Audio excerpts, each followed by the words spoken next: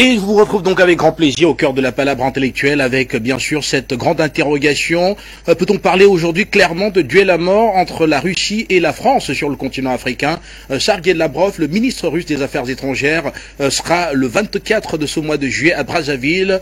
Il y passera la nuit, il y passera la nuit, autant pour moi, pour repartir, bien entendu, le lendemain. Et ce jour-là, Emmanuel Macron sera en train d'atterrir à Yaoundé au Cameroun pour une visite officielle avant de s'envoler par la suite pour le Bénin, toujours dans le cadre d'une invitation officielle, ce qui pousse à faire croire qu'ici les deux puissances ne se lâchent plus sur le continent africain et voilà, vont dans un coude à coude pratiquement. Et plusieurs interrogations ce soir. La Russie peut-elle encore quitter l'Afrique au stade actuel? Quelle issue possible pour la France et la Russie au terme de cette longue guerre froide qui oppose les deux puissances en Afrique? Rappelez que voilà, cette confrontation a déjà largement modifié les pions de la France sur le continent et pousse aujourd'hui Paris à repenser notamment sa politique sécuritaire vis-à-vis d'une région comme la bande sahélo-saharienne. Nous en parlons dans cette émission avec nos invités installés en multiplex et je commence par vous, Tayfour Smain, vous êtes journaliste, expert en questions internationales. Bienvenue sur les antennes de la télévision panafricaine, l'Afrique Média. Je vous dis bonsoir et bienvenue. Bonsoir, merci monsieur, je vous remercie pour l'invitation, je salue tous mes collègues, Luc Michel et Linda Lardaoui. Présent. Nous avons également Linda Labrouille qui est analyste politique. Merci Linda, merci d'être là une fois de plus ce soir. Bonsoir à vous, à monsieur Luc Michel, à monsieur Smaïn et puis à toute l'équipe de Afrique Média et nos téléspectateurs. Merci à vous Linda. Et Luc Michel est installé en multiplex. Luc, je vous dis bonsoir et bienvenue. Et très rapidement, je commence par vous avec la première interrogation. Alors, comment comprendre, les deux personnalités vont carrément se croiser dans le ciel africain. C'est-à-dire que deux destinations pour chacune des autorités, en commençant par Sergueï Lavrov, ce sera Le Caire et puis par la suite ce sera Brazzaville et Emmanuel Macron, ce sera Yaoundé et par la suite Cotonou. Alors, quel premier regard, Luc Michel? Tout d'abord, il faut ajouter quelque chose à ce que vous avez dit, c'est que Sergueï Lavrov, c'est pas seulement le ministre des Affaires étrangères de la Russie, c'est le principal idéologue de ce qu'on appelle le néo-racisme, qui est l'idéologie officielle de l'État russe maintenant, ce qu'on appelle vulgairement la Grande Europe, de Vladivostok jusqu'à Lisbonne. C'est lui le théoricien de cette théorie géopolitique et évidemment, il tient une place de première place dans la géopolitique russe. Maintenant, à partir de 2016, la Russie a décidé de revenir, comme disent les Américains, sur les champs de bataille de la guerre froide. Ils ont apporté une nouvelle forme de guerre en Afrique qu'on appelle la guerre hybride et que les Occidentaux appelaient à l'époque la guerre asymétrique. Cette guerre hybride, elle avait été inventée par les Russes en 2013 en Ukraine, mais auparavant par les Iraniens au Liban en 2006. Aujourd'hui, les Russes mènent cette guerre hybride dans toute l'Afrique avec l'aide des Iraniens d'ailleurs, qui sont d'ailleurs revenus aider la Russie. Quelle est la cible principale de cette guerre hybride? C'est l'impérialisme français. Pourquoi? Parce que les Russes et les Iraniens ont parfaitement diagnostiqué l'impérialisme occidental en Afrique et ils ont vu que le ventre mou de l'impérialisme occidental, c'était la France-Afrique. C'était les Français les plus faibles à l'impérialisme en déchéance, en décadence, en déclassement, comme disent les Français. C'est cela, évidemment. Il est bien certain que maintenant, chaque fois que la France bouge, la Russie fait un coup similaire. Les Russes appliquent une théorie qu'on appelle la théorie des dominos. C'est-à-dire qu'ils sont arrivés en Afrique, au Soudan, en 2016, venant de la Syrie. Ils sont ensuite passés en Libye, et puis en Centrafrique et au Mali. Et ils sont aujourd'hui dans 14 États, dont le Congo-Brazzaville, la Guinée équatoriale et le Mozambique. La présence de Sergueï Lavrov au Congo-Brazzaville est importante.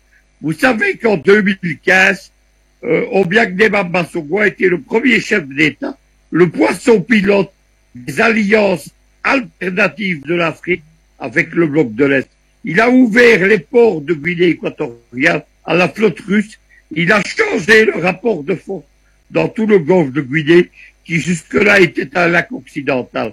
En 2020, Lavrov, précisément, est venu signer des accords similaires avec le Congo-Brazzaville, qui ouvrent les ports en haut, notamment de Pointe-Noire à la flotte russe. Enfin, les Iraniens ont fait des accords similaires en 2020, en l'été 2020, à Madagascar, ce qui a valu d'ailleurs une tentative de coup d'État et d'assassinat contre le président Rajolina, menée par des mercenaires français. C'est donc évidemment la neutralisation des Occidentaux dans le golfe de Guinée, en commençant par le maillon le plus faible, les Français, mais bien entendu, l'objectif final, c'est la Russie. Et dans ce cas-là, c'est un jeu multidimensionnel, puisque il y a également les Chinois qui sont présents dans le golfe de Guinée, et ils ont un projet d'établir une base navale de la Chine après les bases navales de Djibouti et du Sri Lanka. Et les Américains, ils parlent de l'île de Bioko, où est située la capitale de la Guinée équatoriale. Merci à vous, Luc Michel. Et donc très rapidement, nous allons commencer par la toute première interrogation qui est au cœur de nos échanges ce soir. Quelle issue possible pour la France et la Russie au terme de cette longue guerre froide qui oppose donc les deux puissances en Afrique? Et là, très rapidement, je vais commencer par vous, Teifour Smey. Vous êtes journaliste expert en questions internationales. Alors, on voit très bien qu'il y a une confrontation qui est réelle, avec notamment le développement que vient d'apporter Luc Michel. Maintenant, comment envisagez-vous une issue, enfin l'issue, ce qui pourrait ressortir de cette confrontation, notamment au terme de ces mini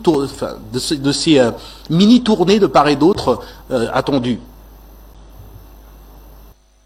Oui, en effet, la France, elle est en train de perdre pied en Afrique. Donc, quelque part, c'est un coup d'épée dans l'eau. Les Russes, il faut dire que d'un côté, Lavrov se rend donc au Congo-Brazza. Pourquoi? Parce que le Congo, il faut le rappeler, c'est le pays qui avait voté contre donc l'éviction du Conseil des droits de l'homme de la Russie. Donc, c'est l'allié sûr. Et c'est la raison pour laquelle justement, Lavrov a commencé sa tournée par ce pays. Il est probable aussi que Lavrov d'envisager d'autres pays, comme le Mali, par exemple, qui ont en ce moment au cœur de l'actualité africaine. Et donc, à terme, moi, je pense que la France, franchement, elle n'aura pas vraiment un avenir, on va dire, par rapport à ce qui se passe. L'avenir actuel de la France, il est quasiment bouché. On voit pas de perspective pour la France, pour la simple raison que la France n'est pas désirée par les peuples, et quand les peuples veulent, Dieu veut. Et c'est ça qui fait que la France, ses chances sont très très limites en termes de géopolitique et en termes d'influence, parce que dans cette guerre d'influence, a priori, la Russie elle est en train de gagner sur tous les fronts.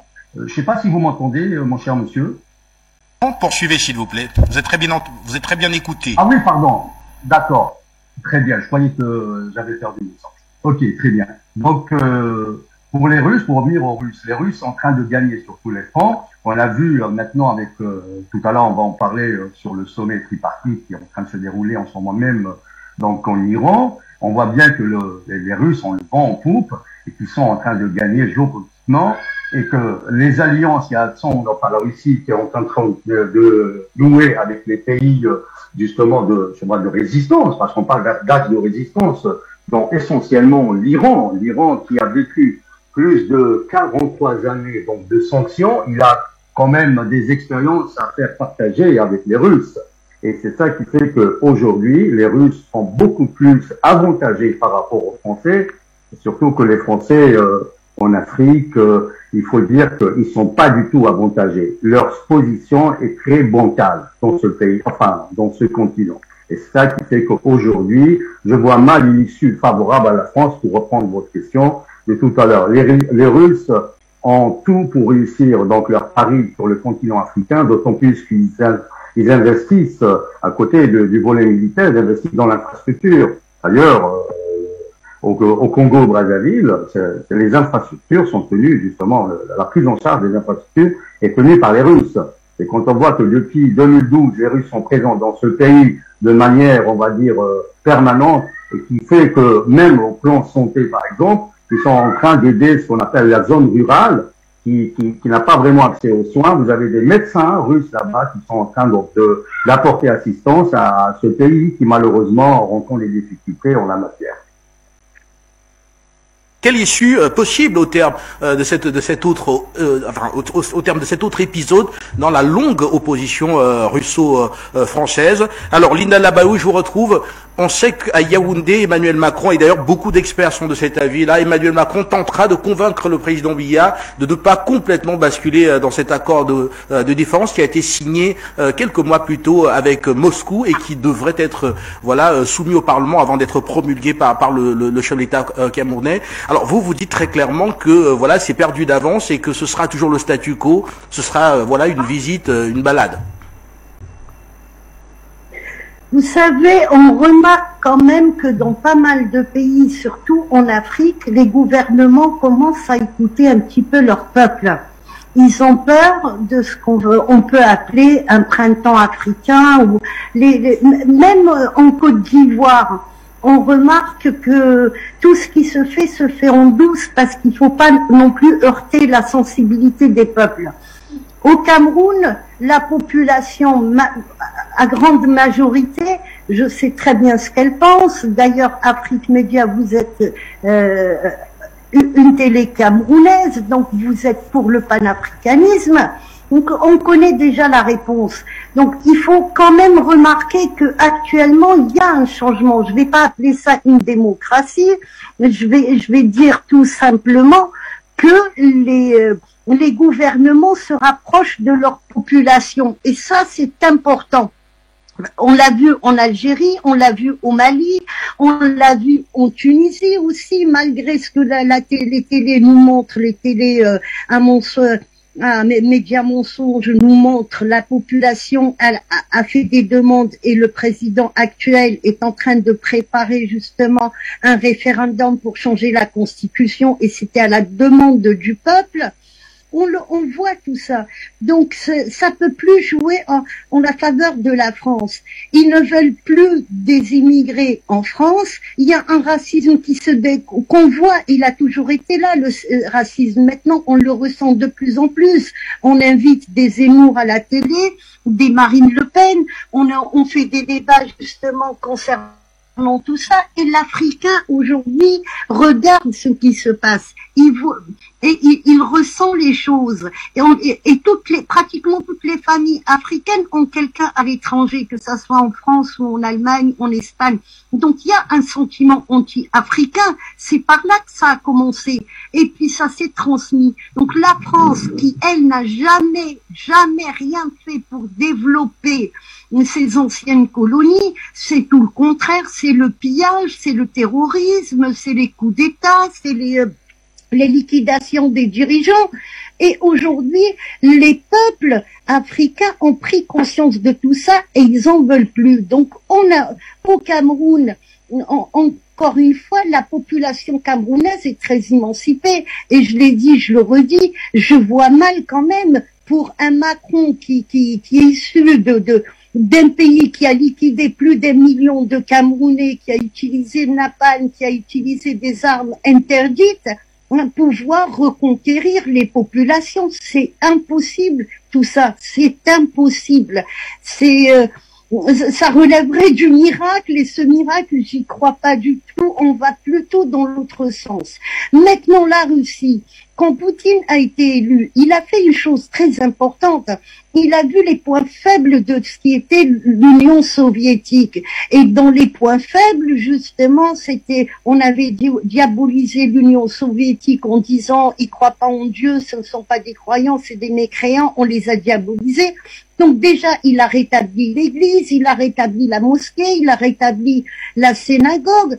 Et il a travaillé dans le sens où il a essayé de reconquérir justement les anciens alliés. Et nous sommes arrivés. L'Algérie n'a jamais eu de coupure. Mais avec le Mali ou avec certains pays, il y a eu des coupures. Donc on a vu qu'il a renoué avec tout ça et les Russes ont travaillé très très dur pour arriver à ce résultat. Ils n'ont pas pillé, les Russes n'ont jamais pillé l'Afrique. Donc c'est là où il y a une grande différence. C'est qu'il y a un peuple qui a travaillé durement pour revenir sur le continent. Il y a il y a un peuple, parce que le peuple français est responsable de des gens qu'il a au pouvoir. C'est lui qui vote. Donc il y a un peuple français qui est descendant des colons, mais il continue à piller différemment que quand il y avait les Français présents sur le continent carrément autant que colons. Luc Michel, je vous retrouve. Alors à Yaoundé, que peut tirer Emmanuel Macron voilà, de cette visite par rapport aux avancées de la Russie? La Russie, ici, qui a déjà un accord de défense dûment signé avec le Cameroun. Que peut Emmanuel Macron en arrivant à Yaoundé, de votre point de vue? Tout d'abord, il faut dire une chose, c'est que la défaite de la France, c'est une défaite annoncée. Tout simplement parce que ceux qui sont la main géopolitique dans le golfe de Guinée, ce ne sont pas les Français, les Américains. Et les Américains ne croient plus dans la France. Ils veulent relocaliser l'impérialisme français en mer Rouge et désespérément, les Français essayent de se maintenir. Mais les Russes sont puissamment aidés par les erreurs des Français. Je ne vais pas refaire l'émission d'hier, mais lorsqu'Emmanuel Macron vient au Cameroun, ouvertement en annonçant qu'il vient saboter la succession de Paul Biya, en faisant la promotion des opposants et de la société civile contre le RPDH, évidemment, c'est une erreur majeure. Deuxièmement, la même erreur est faite au Congo-Brazzaville. Au Congo-Brazzaville, c'est pas un hasard si les Russes vont là au moment où Macron vient dans le golfe de Guinée. Il y a un long contentieux entre Brazzaville et Paris. Brazzaville, dans les années 60 aux années 1980, c'était un régime marxiste-léniniste, un État-parti qui était l'allié de l'Union soviétique. À la fin de la guerre froide, Mitterrand, lors du discours de la Baule, est venu imposer le multipartisme et le départ du pouvoir de Denis Sassou Nguesso. Il s'en est suivi une longue guerre civile qui a ruiné le pays. Lorsque Sassou Nguesso a repris le contrôle du pays, il a renoué ses amitiés avec la Russie et la Chine. Mais ce n'est pas tout. Lors des élections de 2016, bien entendu, les Français ont tenté d'implémenter avec les Américains main dans la main une révolution de couleur contre Sassou Nguesso et ensuite ils l'ont transformé en insurrection terroriste, en particulier avec les fameuses forces du pasteur Toumi, etc.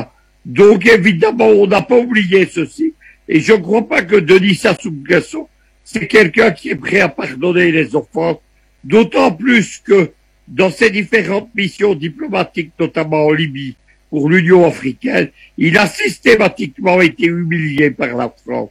Voilà ce qu'il faut retenir.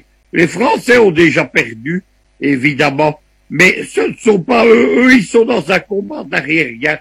Il ne faut pas oublier que le combat principal dans le golfe de Guinée, il est contre les Américains.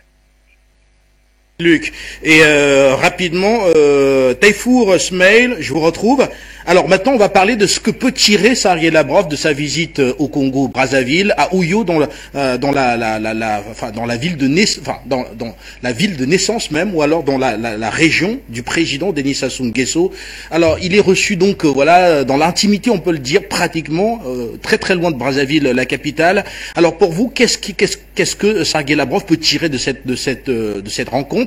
Et peut-on dire ici qu'il faut s'apprêter à voir le Congo qui revient, voilà, dans un partenariat extrêmement solide avec la Russie, comme ce fut le cas avec l'ex-URSS? Pour revenir justement au lieu de la rencontre avec Sassou Nguesso, c'est toute une symbolique par rapport justement à cette rencontre qui va donc réunir les deux hommes. Ça prouve la proximité de Sassou Nguesso avec les Russes. Enfin, avec Lavrov, parce que Lavrov représente son pays, donc la proximité entre les deux États, on va dire, entre la Russie et le Congo-Brazzaville, est très très importante, d'où justement la rencontre sur donc le lieu de naissance de M. Assimi Goïta. Donc pour revenir donc à ce que les Russes peuvent en tirer comme quoi, qu'est-ce qu'ils pourraient en tirer justement de cette rencontre? Les Russes sont donc quasiment gagnants. Pourquoi gagnants? Parce que je ne pense pas qu'ils soient là pour discuter d'un éventuel partenariat, parce qu'ils l'ont déjà. Donc s'ils sont là, c'est beaucoup plus dans une dynamique si vous voulez, de relance, on va dire, des relations russo-africaines de manière générale. Ça passe par donc le Congo-Brazzaville, parce qu'il y a quand même une proximité donc traditionnelle entre les deux pays en termes de choix idéologiques. Et c'est ça qui fait que aujourd'hui Lavrov est présent donc au Congo-Brazza pour justement, si vous voulez, inaugurer cette étape cruciale pour la Russie.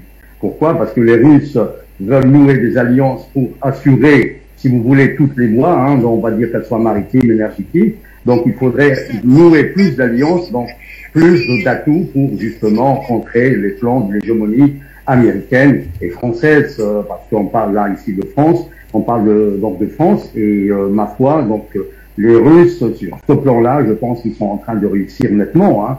Donc s'il faudrait parler d'un échec, il faudrait plutôt parler d'un échec de la France, parce que les Français, quand Macron là compte rencontrer Paul Biya, qu'est-ce qu'il va lui raconter? Est-ce qu'il a initié un voyage pédagogique pour expliquer les bonnes intentions de la France? Là, j'en doute, parce que généralement, quand on salit les peuples, on se met le peuple à dos, ce qui est le cas des Camerounais, par exemple, ils sont conscients, ils sont matures, ils n'ont pas besoin si vous voulez, de Macron pour leur rappeler les bons sentiments ou le nationalisme qu'il faut, ou l'intérêt que la France pourrait leur amener éventuellement. Donc je pense que sur ce plan-là, c'est une partie, c'est une peine perdue pour les Français. Encore une fois, les Russes sont gagnants, ils gagnent à coup sûr, à tous les coups. Et ma foi, donc la Russie est en train d'avancer ses plans lentement et sûrement.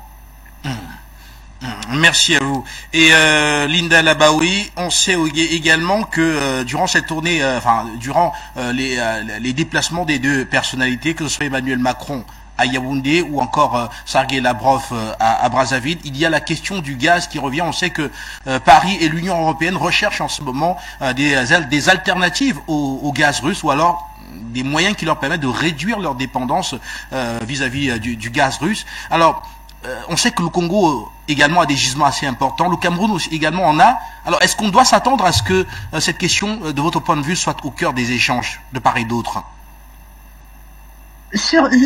Certainement, certainement, c'est un sujet qui va être abordé. Après, est-ce qu'il y a des infrastructures qui peuvent sauver tout de suite la mise à l'Europe ou pas? Ça, je ne sais pas. J'avoue que je connais pas très bien la situation du gaz au Cameroun ou au Congo. Maintenant, il y a aussi, j'arrête pas de réfléchir à ça, et moi, je me pose la question différemment. Je me dis, que peut apporter la France et que la Russie n'apporte pas, ou l'inverse. On est plus gagnant avec les marchés russes qu'avec les marchés français. Il n'y a pas de marché français. Au niveau de l'armement, l'Occident, tout l'Occident, même les États-Unis, ils avouent qu'ils sont en retard d'une quinzaine d'années par rapport aux armes russes. Au niveau pharmaceutique, on a plus confiance en ce qui est produits pharmaceutiques russes que occidentaux, Big Pharma et puis les labos français. Et que peut apporter Macron à l'Afrique? C'est ça la véritable question. Lavrov a des choses à apporter, mais Macron n'a rien à apporter. Macron est là pour prendre. C'est la différence entre les deux pays, les deux personnages et puis les deux avenirs, si on peut dire ça comme ça. La Russie a déjà apporté par le passé, elle a déjà prouvé par le passé, alors que la France a prouvé tout le contraire. La France, qu'est-ce qu'elle a prouvé au Gabon ou au Cameroun ou en Algérie, au Mali, au Niger? On peut citer tous les pays africains. la France, qu'est-ce qu'elle nous a apporté? À part la colonie, des oligarques qui sont là pour piller, le désastre total. On exploite des mines n'importe comment. Je vais même plus loin.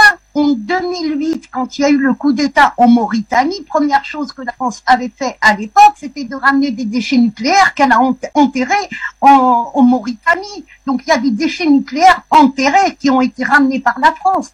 Mais il y a que ça. Après, moi, je ne vois plus la France dans le continent. C'est une chute libre. C'est la fin d'une colonie, la fin d'une histoire, d'une mauvaise histoire, la fin d'une tragédie, parce que c'est une tragédie ce que nous avons vécu. Ça va du nord de l'Afrique jusqu'au sud, de l'est à l'ouest. Donc il faut espérer autre chose. Et il faut espérer que nos États changent de partenaire, parce que la France n'a jamais été un partenaire, la France a été un colon. Voilà. Et Luc, est-ce que vous nous recevez, Luc Michel? Oui, je vous écoute, Guy. Et voilà. Alors, on sait également que l'Europe aujourd'hui et la France recherchent des alternatives au gaz russe. On sait que voilà, Emmanuel Macron et Sergueï Lavrov vont se retrouver ici dans ce qu'on appelle l'enclave du Biafra, qui est une région hautement riche en ressources, en hydrocarbures et en gaz, que la France pourrait bien sûr liquéfier pour renvoyer en France et voire même en Europe. Alors, pensez-vous que le Cameroun et le Congo pourraient quelque part accepter de lancer une production gazière qui irait ici à alléger un peu la dépendance de l'Europe du gaz russe? Pensez-vous que cela soit possible, vu les cartes? Il y a deux aspects géopolitiques dans ce dossier. À court terme, c'est la guerre du gaz, et à long terme, c'est le contrôle des voies maritimes.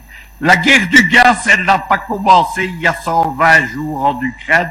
Elle a commencé en septembre 2015, lorsque l'Amérique d'Obama, avec la production des hydrocarbures de schiste, le pétrole et surtout le gaz, sont devenus l'État dominant par rapport à l'OPEP dans le domaine des hydrocarbures. Les Russes ont contre-attaqué, ils ont mis sur point ce qu'on appelle l'OPEP du gaz, c'est-à-dire l'association des États producteurs de gaz avec l'Iran, avec le Venezuela. En Afrique, il y a une série d'États, la Guinée équatoriale, l'Algérie. C'est la Guinée équatoriale qui est l'État principal, puisqu'ils ont en juillet 2019 organisé à Malabo le premier sommet des États producteurs de gaz, et parce que les Russes de Gazprom sont actionnaires de la régie d'État de Guinée équatoriale. La Guinée équatoriale, c'est l'État leader mondial dans le domaine du gaz. L'industrie gazière de Guinée équatoriale, c'est une industrie de pointe, c'est quelque chose qu'on n'explique pas en Europe ou aux États-Unis, bien supérieur aux installations qui existent en Europe, en particulier sur l'île de Bioko, à Punta Europa. Voilà donc pourquoi les Français et les Européens n'ont rien à attendre de l'Afrique. Ils ont fait une erreur stratégique au début de l'opération spéciale en Ukraine. C'est de penser que des alliés proches de la Russie, c'est-à-dire l'Algérie, c'est-à-dire le Sénégal, qui est également un des États producteurs de gaz, proche allié de l'Iran, c'est d'imaginer que la Guinée équatoriale, ou encore maintenant le Congo-Brazzaville, allaient trahir leur allié russe pour aider les Européens. Il y aura donc rien qui se fera de ce côté-là.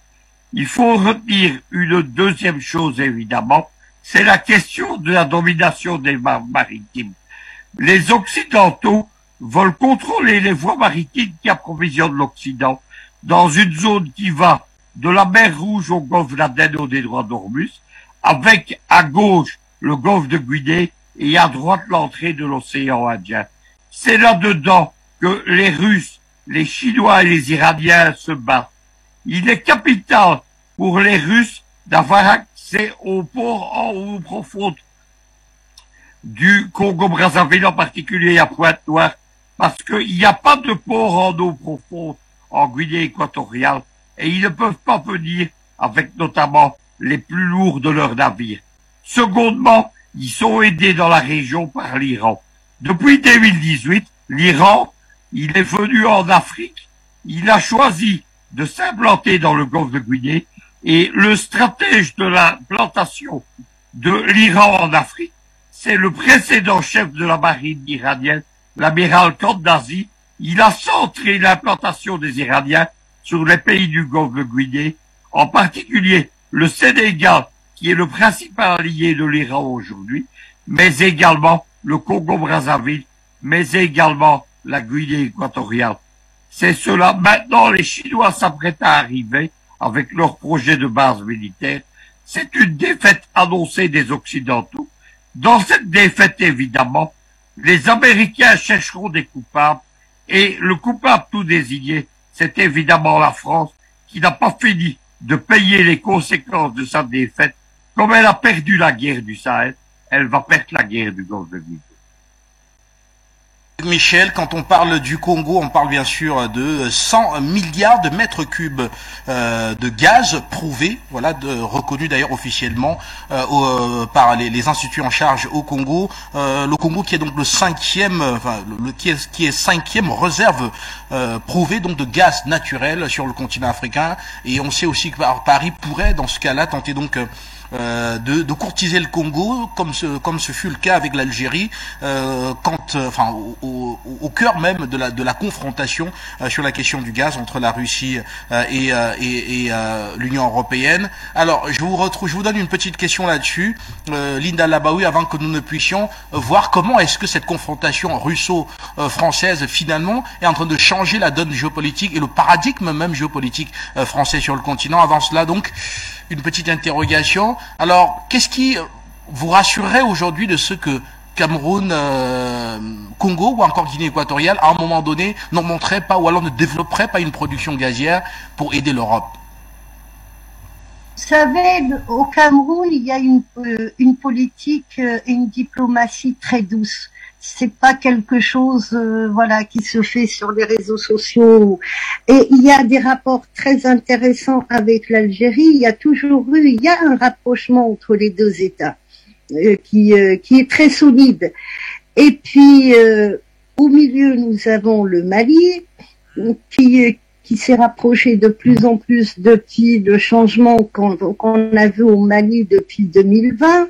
Donc tout ça, ça joue. Et le Congo, d'ailleurs, pour le 5 juillet, pour les 60 ans de l'indépendance de l'Algérie, il y avait le président du Congo qui était invité en Algérie. Donc, s'il a été invité, c'est parce que il est considéré comme un président ami. Alors, il y a un rapprochement entre ces pays-là. Et puis, encore une fois, le Congo, c'est pareil. Ils ont une diplomatie très discrète et très douce. C'est terminé l'époque où les chefs d'État, ils exposaient tout ça et ils ont parlé ouvertement et il y avait des fuites. On remarque qu'il y a de moins en moins de fuites dans tout ce qui concerne l'Afrique. Dans le temps, ça parlait, même les médias français arrivaient à avoir des renseignements, des informations. Et on voit ça de moins en moins. Alors ça me rassure tout ça.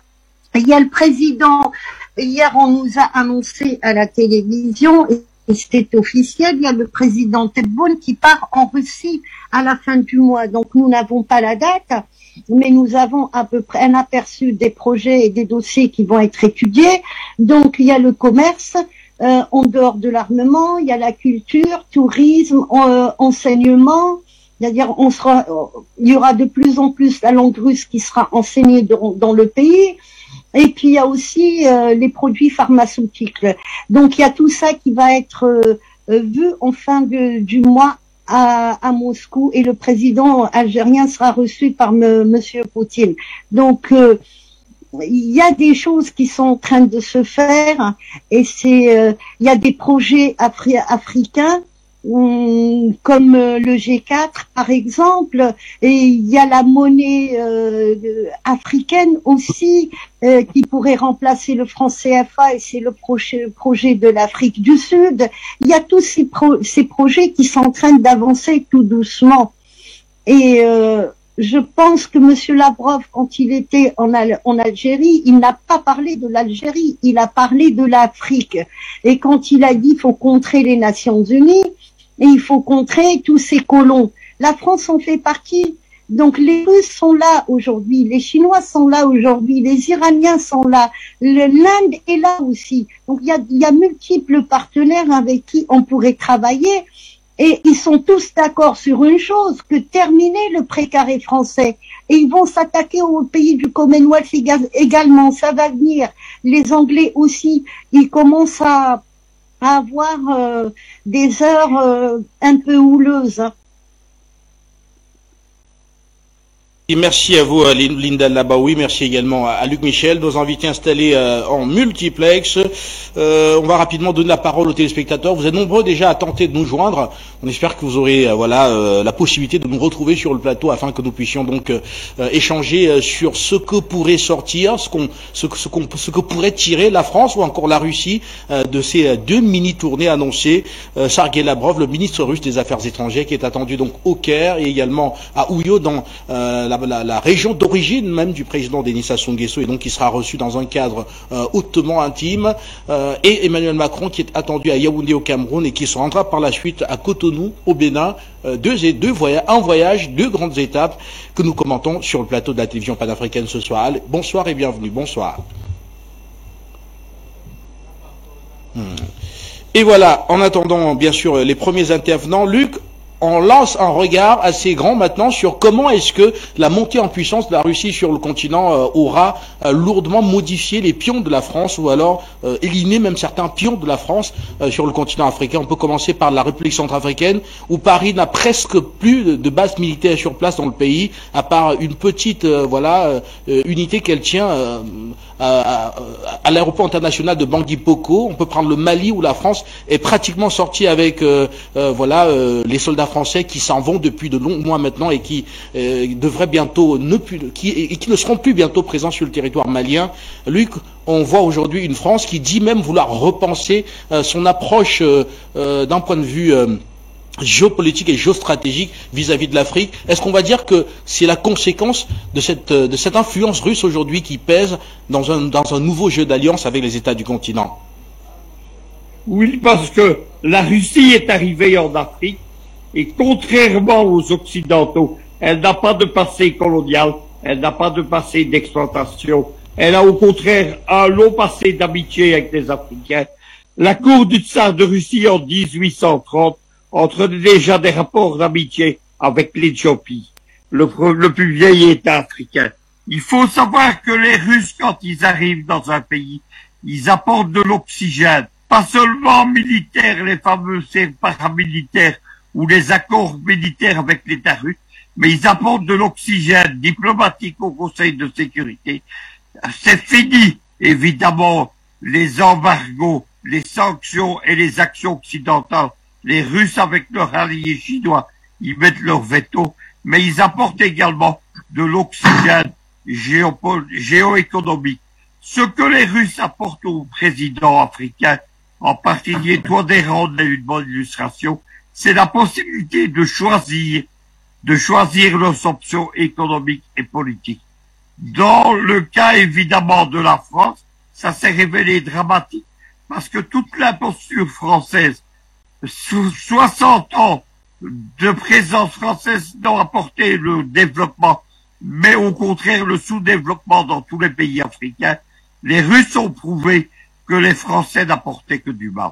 Dans le cas du Congo-Brazzaville, évidemment, la Russie, elle vient en terrain conquis. Depuis 2016, la Congo-Brazzaville, qui se souvient de son passé des années 1960 à 1980, a renoué avec la Russie et la Chine. Le gaz et le pétrole du Congo-Brazzaville sont tournés vers la Chine, mais également le développement industriel du pays. Il y a de grands travaux, le développement d'infrastructures, notamment le développement des ports en eau profonde. Il y a également le développement d'une agriculture industrielle. Tout cela se fait avec les Chinois et avec les pays des BRICS. L'agriculture industrielle en particulier, elle se fait avec les Brésiliens. C'est pour ça que les Français n'ont rien à apporter. Et c'est une naïveté de s'imaginer qu'ils vont faire oublier des décennies d'humiliation aux dirigeants du Golfe de Guinée et qui se décideraient subitement par sympathie pour la France, a aidé celle-ci. Vous savez que la Guinée équatoriale, la famille Obiang, a été humiliée pendant presque 20 ans dans l'affaire des biens mal acquis qui visait le vice-président de Guinée équatoriale et son père. Le président Sassou Nguesso a vu également sa famille humiliée dans le volet du Congo des affaires des biens mal acquis. Ces gens-là, évidemment, ne sont pas prêts à oublier les humiliations et les injures. Dans les autres pays, il faut quand même se rappeler que s'imaginer que les Algériens, que les Français ont humilié et ont tenté à plusieurs reprises de changer le régime, notamment les révolutions de couleur à partir de 2010. S'imaginer que le Venezuela, qui est sous embargo depuis 15 ans, où on a tenté de mettre au point un gouvernement fantoche reconnu par la France et l'Union européenne, le gouvernement de Guaido contre celui de Maduro. S'imaginer que l'Iran, qui est sous sanctions depuis 40 ans, vont aider les Occidentaux, c'est évidemment une faute stratégique majeure. Les Algériens, les Vénézuéliens, les Iraniens, ils ont dit non, et évidemment, c'est cela qui va se passer partout dans le golfe de Guinée. Vous, Luc Michel. Taifour, Smaïn, je vous retrouve très rapidement. Alors, la France annonce que, voilà, elle change désormais de paradigme au Sahel concernant son influence sécuritaire. Elle dit qu'elle ne compte plus être en première ligne ou alors s'engager directement dans les combats, notamment contre les groupes terroristes. Elle dit qu'elle compte être plutôt en back office maintenant et qu'elle compte donc jouer plutôt sur le renseignement et également sur l'appui logistique et aussi utiliser l'aide publique au développement pour appuyer les États qui sont confrontés dans la lutte contre les groupes terroristes et qu'elle ne compte plus donc s'engager frontalement comme ce fut le cas au Mali. Alors est-ce qu'on va dire ici que réellement c'est une prise de conscience ou alors c'est une façon de quitter un peu la scène médiatique pour continuer à faire du renseignement et à faire également et à garder donc une présence militaire dans le sens de d'avoir une sorte de force de dissuasion pour mieux protéger les intérêts français. Pour vous, qu'est-ce qui change dans ce nouveau discours de Paris? C'est une tactique militaire, encore une fois, comme je le soulignais la dernière fois lors de mon intervention. La France, il est vrai qu'elle change de fusil d'épaule, mais elle n'a pas changé d'objectif. Les objectifs sont les mêmes. C'est être donc dans cette région capitale pour les intérêts géostratégiques de la France, et je ne pense pas que ça soit donc à l'ordre du jour d'un départ comme ça imminent de la France. La France, il est vrai, elle a quitté le Mali, elle est sur le point de le quitter définitivement donc à la fin de l'été, mais toujours est-il que la France, je ne pense pas qu'elle soit vraiment, on va dire, qu'elle ait des bonnes intentions, parce que là, il s'agit vraiment de géopolitique, donc il n'y a pas de bons sentiments à manifester ou quoi que ce soit. Moi, je partage votre deuxième partie de la question, comme vous avez dit que la France avait plutôt agi plutôt de manière un peu déguisée pour justement revenir avec force. Il est vrai que la technique adoptée actuellement, il est vrai que la France est on va dire, elle s'affiche au deuxième plan de cette guerre qui est menée contre les djihadistes au Sahel. Mais toujours c'est toujours la France qui commande là, parce que sans les renseignements français et sans la logistique et l'équipement militaire, on va dire que par exemple les Nigériens, ils ne sont pas vraiment dotés d'équipement de pointe ou quoi que ce soit pour combattre les djihadistes. Ils ne sont pas à la hauteur. Et je suis désolé de le dire ainsi. Et pour revenir aux aides au développement, par exemple, dont il parle, parce que j'ai vu tout à l'heure que les Français manifestaient, si vous voulez, le sentiment d'un bon samaritain en partageant 50 millions d'euros pour l'infrastructure au Niger. C'est quand même rigolo quand on voit les aides que le continent africain a besoin d'un plan Marshall. C'est-à-dire, c'est une grande somme d'argent pour pouvoir aider ces pays à se relever des difficultés qu'ils rencontrent sur tous les plans. Il faut le dire crûment. C'est comme ça que ça se passe en Afrique et pas autrement. Aujourd'hui, il est vrai que les Africains essayent de s'émanciper par tous les moyens dont ils disposent, mais ils n'ont pas les moyens, on va dire, pécuniaires pour faire face aux défis qu'ils rencontrent. Malheureusement, la France, elle joue un peu avec les sentiments des Africains. Quand on voit au Niger, par exemple, on leur promet tel ou tel projet en infrastructure et en développement. Franchement, quand on voit les sommes, elles sont dérisoires. Elles sont dérisoires. Et donc, c'est pas vraiment une politique, on va dire, d'un pays qui se respecte, un pays digne de ce nom.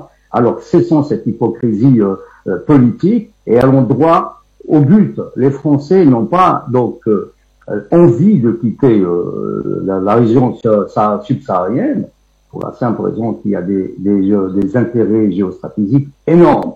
Et la France n'est pas disposée à le faire. Mais malheureusement, encore une fois, la France tombe dans les mêmes erreurs et elle tire pas leçon a priori de ses échecs. Parce que la France-Afrique, on a vu comment ça a été conduit, comment ça a été conduit pendant des décennies. Même Chirac, qui était quand même un très grand président, on va le dire, comparé au guignolo qu'on a vu défiler depuis justement la fin du règne de Chirac, qui est pour moi le dernier mohican d'une République française digne de ce nom. Ce qui n'est plus le cas maintenant, quand on voit Sarkozy qui s'est lancé dans une politique atlantiste qui a mené la France au point où on en est aujourd'hui. Vous avez une crise économique, enfin, on est quasiment dans le cycle des marasmes ici en Europe, et notamment en France, et que après, il y a eu le fossoyeur de la gauche d'ailleurs, que j'appelle le fossoyeur de Hollande, qui s'est aussi aventuré dans le Sahel sans pour autant, si vous voulez, démontrer, si vous voulez, ou plutôt mettre à jour le véritable agenda pour l'Afrique.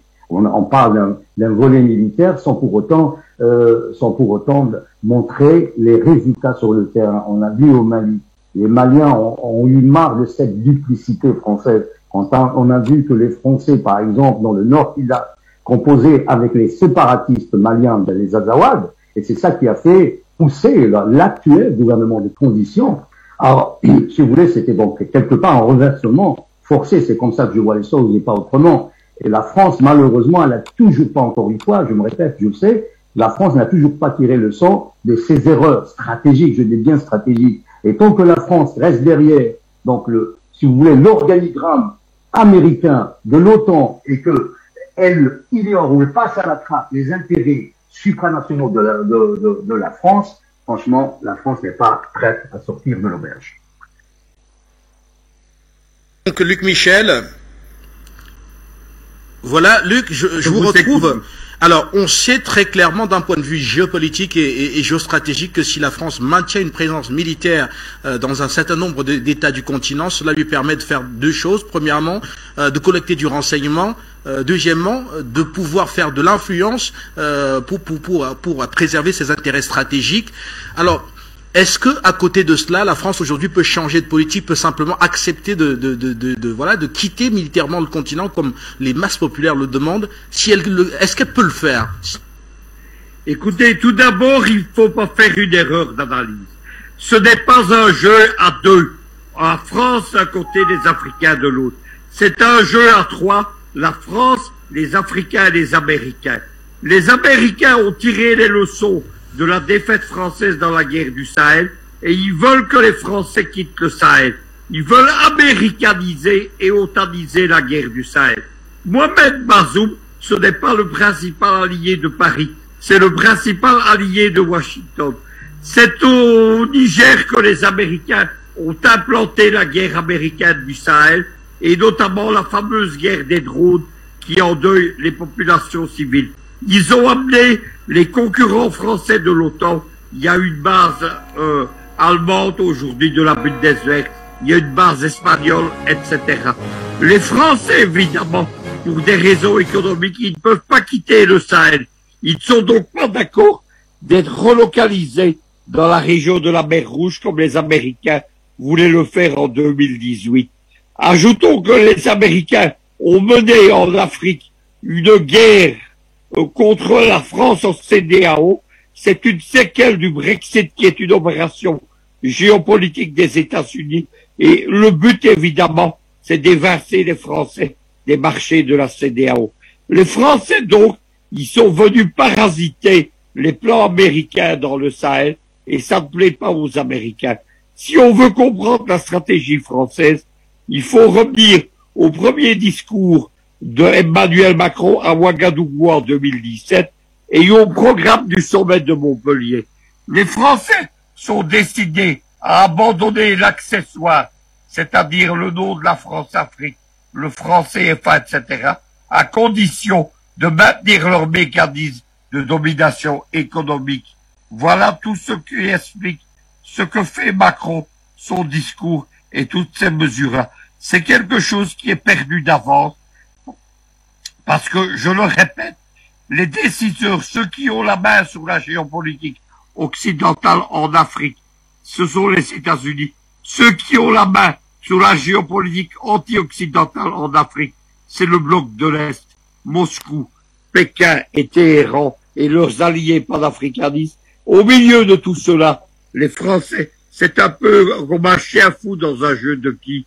Ce sont des gens qui croient qu'ils ont encore un destin géopolitique, alors que c'est un État en déchéance, c'est un État en décadence, c'est un État, comme le dit un livre célèbre français paru en début de cette année, c'est le déclassement français. Ce déclassement, il a lieu dans le monde entier, pas seulement en Afrique, mais également dans l'océan Pacifique, au Proche-Orient, en particulier au Liban et en Syrie, mais également dans la zone de la mer Rouge, mais également, évidemment, en Europe même. Le déclassement français, il a commencé lorsque les Américains ont organisé la réunification allemande à la fin de la guerre froide.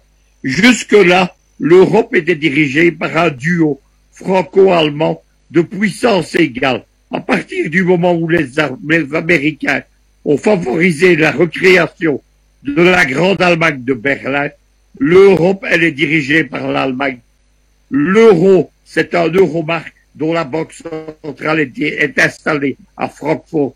Cela explique évidemment le déclassement français. Merci à vous, Luc Michel. Et Linda, là-bas, oui, je vous retrouve, Linda. Alors, que peut Paris? On sait que Paris a des intérêts sur le continent, et particulièrement dans cette bande saharienne. On peut parler des installations, qui font dans l'extraction de l'uranium. On peut parler des gisements d'or, etc. Paris a besoin d'une présence dissuasive, d'une présence également qui lui permet de collecter du renseignement pour pouvoir faire de l'influence par la suite. Alors, aujourd'hui, que les Américains sont de retour, tel que Luc Michel le précise, que peut faire Paris, que peut encore faire Paris, quel type d'approche devrait développer Paris? Déjà, je vais corriger une chose. C'est un véritable mensonge que de dire que les Français sont là pour faire du renseignement. Le jour où Alger a interdit... Peut-être, Linda, faire une précision. Quand je parle de faire du renseignement, je ne veux pas dire du renseignement pour les États du continent, c'est-à-dire de faire du renseignement stratégique pour la France elle-même, qu'elle peut par la suite utiliser, revendre comme elle le faisait à une certaine époque, pourquoi pas, ou alors utiliser même comme moyen de pression pour pouvoir atteindre d'autres objectifs. C'est ce que je veux par là dire. Oui, mais c'est ce que j'ai compris.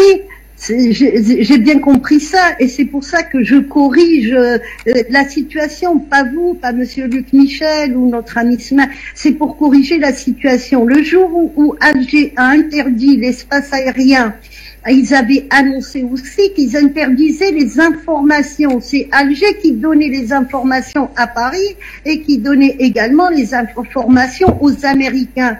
Et ils avaient précisé aux Américains qu'ils ne voulaient plus que Paris ait accès aux informations qui étaient transmises aux Américains dans la lutte contre le terrorisme et tout ça. Donc, Paris n'a pas d'informations. Encore une fois, le Sahel est très difficile. Le Sahel, c'est pas Paris, c'est pas Bamako, c'est pas Alger, c'est le Sahel. Mais il faut être du Sahel pour avoir des renseignements, et il faut avoir aussi les moyens. Pour les moyens en hommes, en satellite, tout ça. Donc, Paris n'a pas de renseignements. C'est par Alger qu'elle avait ces renseignements. Donc, c'est un pur mensonge. Pour moi, connaissant tous les dossiers du terrorisme dans le Sahel, et connaissant le passé de la France dans les histoires du terrorisme, Paris va vouloir rester, et elle veut rester que pour déstabiliser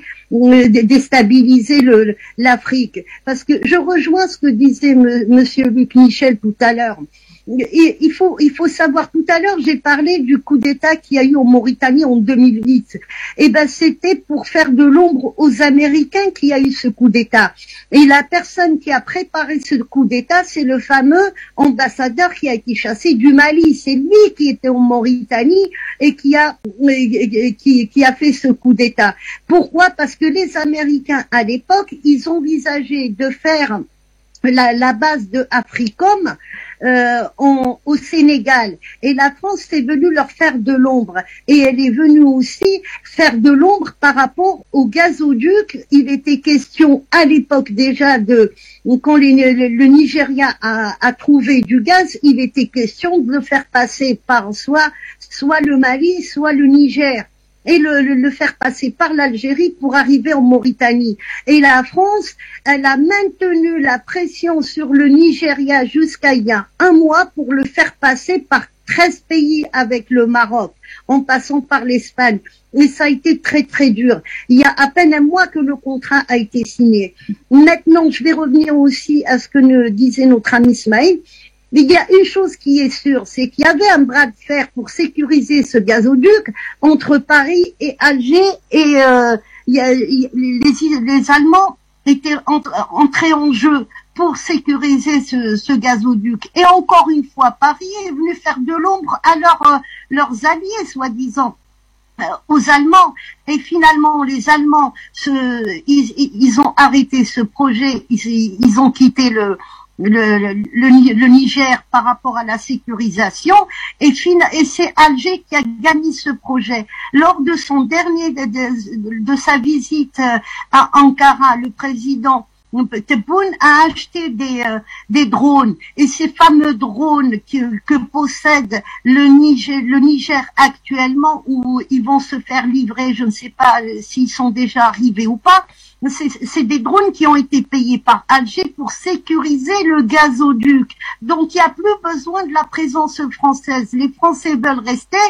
C'est pour leurs alliés, les terroristes. Et la question, Linda, la question directe que je vous pose, c'est, on voit très bien que Paris ne veut pas partir. Alors, de votre point de vue, que font ces militaires dans cette bande sahélo-saharienne s'ils ne font pas de renseignements? On sait qu'ils ne combattent pas le terrorisme, c'est évident, les résultats sont très maigres. La déstabilisation, c'est Mais comment peut-on déstabiliser sans renseignement dans ce cas-là? Quand on fait des déstabilisations avec des terroristes, on n'a pas besoin parce qu'ils embauchent des gens de la région. On va prendre des Tchadiens, on va prendre des gens comme Liad Agrali, il est de la région. C'est avec ces gens-là qu'ils vont travailler. Mais par rapport aux renseignements qui peuvent leur servir dans quoi? C'est ça. Voilà, on va élargir un peu. Luc Michel. Alors, est-ce que la France, à travers ses présences, on connaît par exemple Barkhane, on voit la base de Barkhane au Tchad, on sait que longtemps, ils ont toujours dit au maréchal, notamment, qu'il disposait à chaque fois d'un certain nombre d'informations, notamment liées au vol de reconnaissance de la force Barkhane. Alors, la question directe, si Paris ne fait pas de renseignements avec sa présence militaire, que ce soit en Côte d'Ivoire, au Gabon, dans la bande sahélo-saharienne et même au Tchad, alors que font-ils concrètement de ces près de 10 à 11 000 hommes qu'ils entretiennent? Écoutez, Paris tout d'abord a une présence militaire. C'est un pistolet qui est braqué sur la tempe des régimes africains. C'est dire, voilà, nous avons les moyens de vous renverser. Secondement, Paris fait du renseignement. Mais Paris fait du renseignement pour lui-même. Le but des Français, c'est du renseignement stratégique. Et dans certains cas, on induit les Africains en erreur. On se rappellera, mon ami le maréchal du Tchad, il a été envoyé à la mort par de faux renseignements français. On a envoyé sa colonne sur une colonne lourdement armée qu'il a abattue. C'est cela. La présence militaire française, c'est une dernière présence que je considère comme parasitaire. C'est-à-dire qu'elle est là pour parasiter les régimes africains et elle est là pour parasiter les Américains et l'OTAN. Les Français veulent dire, voilà, vous ne réussirez pas à nous écarter. Nous sommes présents militairement et nous sommes ici depuis plus longtemps que vous, avec des structures qui existent depuis plus longtemps. Et comme l'a dit évidemment Linda Larbaoui, il y a une tradition de prise en main des organisations terroristes djihadistes. Il y a des branches qui sont prises en main par les Américains à partir des années 2005-2010, mais il y a des branches qui sont prises en main par les Français dès la fin des années 90. Voilà ce qu'il faut retenir évidemment de cette affaire. Je peux vous dire, ce n'est pas un secret, que les Américains sont très fâchés de ce parasitisme des Français de leur projet géopolitique, parce qu'ils viennent perturber profondément les projets américains, en particulier dans le golfe de Guinée et en particulier au Niger. Et Taïfo Osman, aujourd'hui, en ce moment dans l'émission, nous tentons de comprendre les issues possibles de cette confrontation franco-russe aujourd'hui sur ce qui est considéré comme étant l'ancien précaré français. On voit très clairement que Paris ne veut surtout pas que les soldats quittent le continent africain. Ceux qui sont partis du Mali, en principe, vont aller au Niger, arriver au Niger pour ne pas répéter les erreurs du Mali. Ils vont se mettre en second rang derrière les forces nigérienne dans, soi-disant, la lutte contre le terrorisme. La conclusion, c'est que Paris ne veut pas surtout que ces hommes-là quittent le continent. De votre point de vue, pourquoi Paris tient absolument à avoir une présence militaire, même non opérationnelle, en Afrique? En effet, c'est le cas de le dire, la France ne veut pas quitter, comme je le disais tout à l'heure, cette zone, pour la simple raison qu'il y a des intérêts géostratégiques énormes dans l'uranium, vous avez l'or, donc sous le sous-sol du Niger et du Mali. Donc cette région revêt donc un intérêt capital pour les puissances occidentales, et notamment américaines, comme disait tout à l'heure Luc Michel. Et c'est ça qui fait que maintenant il y a un petit bras de fer. Il est vrai avant qu'il soit avec les Russes, il est plus ou moins ce bras de fer est engagé entre les Américains et les Français, mais il faut jamais perdre de vue que c'est des alliés à la base. C'est des alliés, ils sont généralement, ils se portent dans leur politique de concert. Mais quand il s'agit d'intérêts, parce qu'en politique, il n'y a que des intérêts, il n'y a pas de copinage, il n'y a pas d'alliance même, s'il faut, quand il s'agit de l'intérêt d'un pays donné.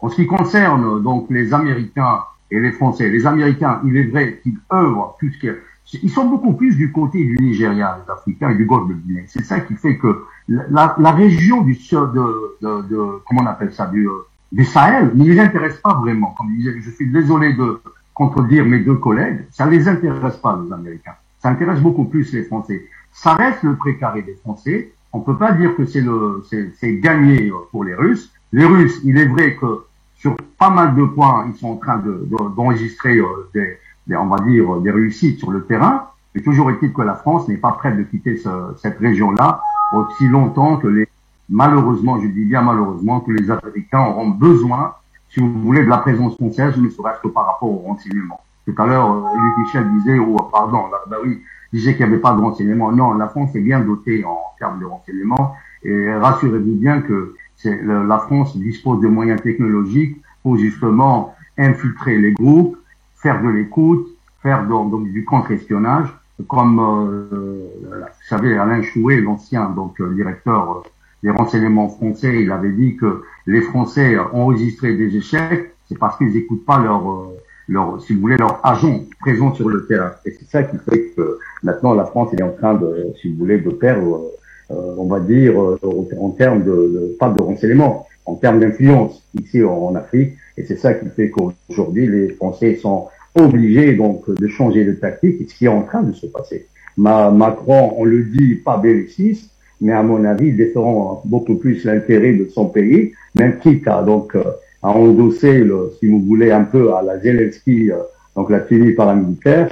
Je pense que Macron ne va pas reculer par rapport à ça. Emmanuel Macron qui il y a quelque temps disait que voilà la chute de l'Occident sur l'Afrique était quasi réelle, actée, et voilà aujourd'hui qu'il fallait complètement changer de paradigme, il fallait un nouveau départ, un nouveau souffle, même pourquoi pas, mais toujours est-il que demain ne sera pas comme aujourd'hui. Je vous propose de suivre cet extrait de sa sortie et nous revenons juste derrière.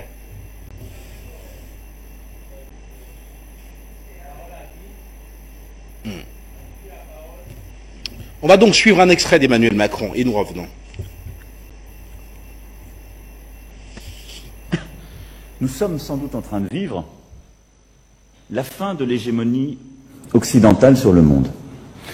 Nous nous étions habitués à un ordre international qui, depuis le XVIIIe siècle, reposait sur une hégémonie occidentale. Vraisemblablement française au XVIIIe siècle, par l'inspiration des Lumières, sans doute britannique au XIXe grâce à la révolution industrielle, et raisonnablement américain au XXe, grâce aux deux grands conflits et à la domination économique et politique de cette puissance. Les choses changent. Et elles sont profondément bousculées par les erreurs des Occidentaux, dans certaines crises, par les choix aussi américains depuis plusieurs années, et qui n'ont pas commencé avec cette administration, mais qui conduisent à revisiter certaines implications dans des conflits au Proche et Moyen-Orient et ailleurs, et à repenser une stratégie profonde, diplomatique et militaire, et parfois des éléments de solidarité dont nous pensions qu'ils étaient des intangibles pour l'éternité, même si nous avions constitué ensemble dans des moments géopolitiques qui pourtant aujourd'hui ont changé. Et puis, c'est aussi l'émergence de nouvelles puissances dont nous avons sans doute longtemps sous-estimé l'impact. La Chine au premier rang, mais également la stratégie russe, menée, il faut bien le dire, depuis quelques années avec plus de succès. J'y reviendrai.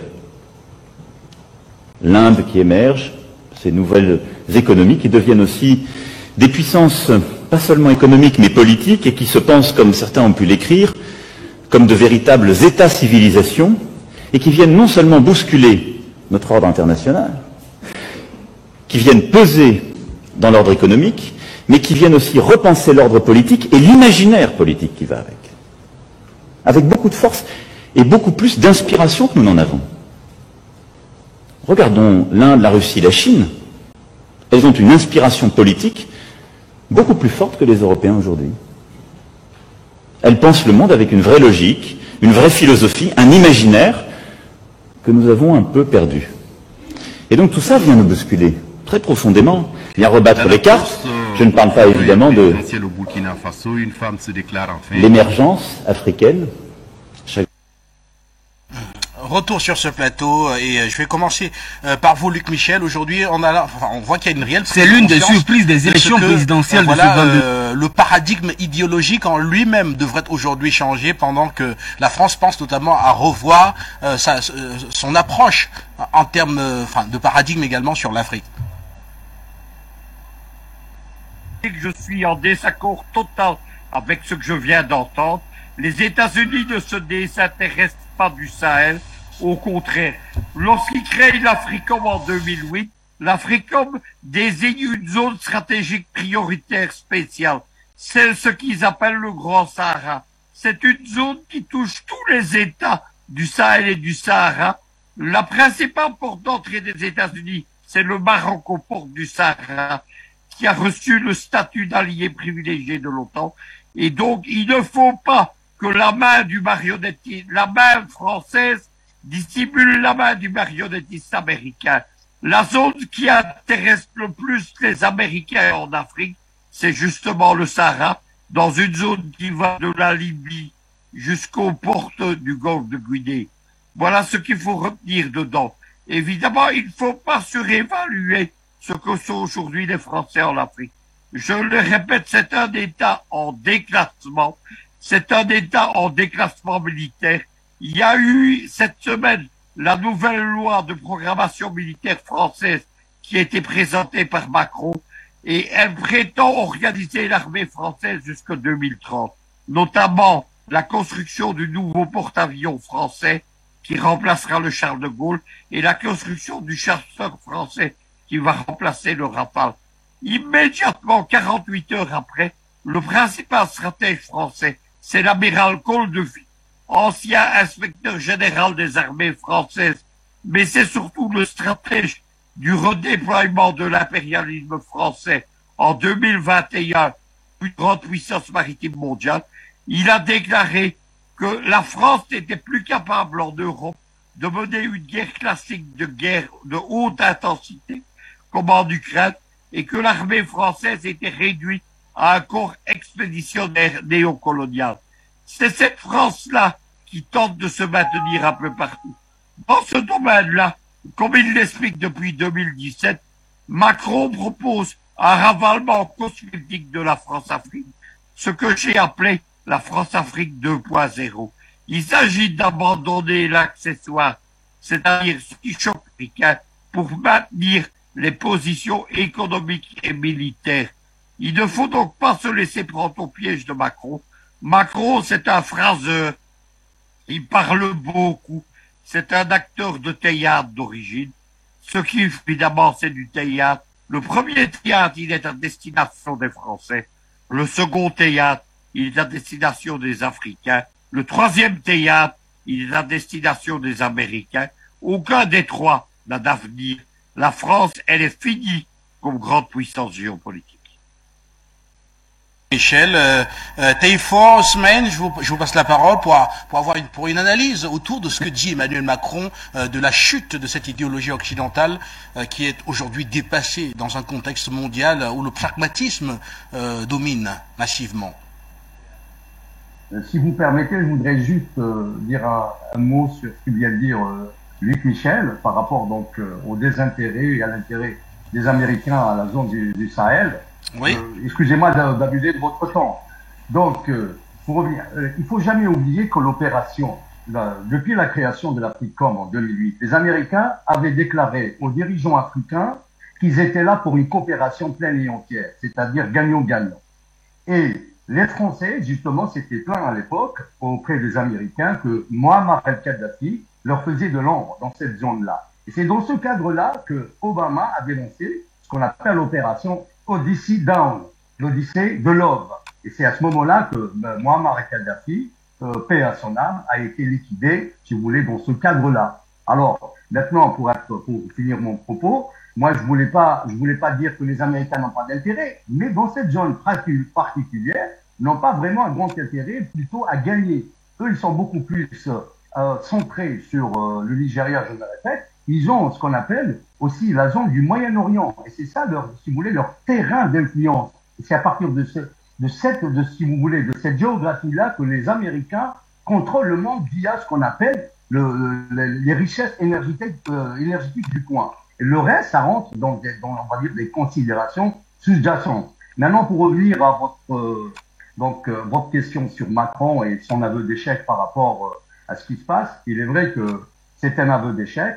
Macron donc acquiesce, il est en train de brosser un tableau désastreux de l'hégémonie occidentale. C'est une réalité. Il veut pas la nier. Il cherche plutôt à convaincre, si vous voulez, son assistant, plutôt ses interlocuteurs, qu'il faut adopter une autre stratégie pour contrer ce qu'on appelle le péril des pays émergents, donc essentiellement ceux du BRICS. Encore une fois, Macron, et sur ce plan-là, je pense qu'il a été lucide, objectif, mais ça ne veut pas dire que pour autant, il va donc céder et laisser la place aux puissances dont je viens de parler. Donc, quelque part, Macron, il est en train de rappeler à l'Occident qu'il est en train de perdre, que l'Occident de manière générale est en train de perdre son hégémonie et que ça va donc sonner la fin d'une ère d'influence occidentale qui dépasse les 2 siècles. Et c'est ça qui fait que nous avons assisté, si vous voulez, à cette remontrance de la part de monsieur Macron. Merci Linda, on va sortir avec vous.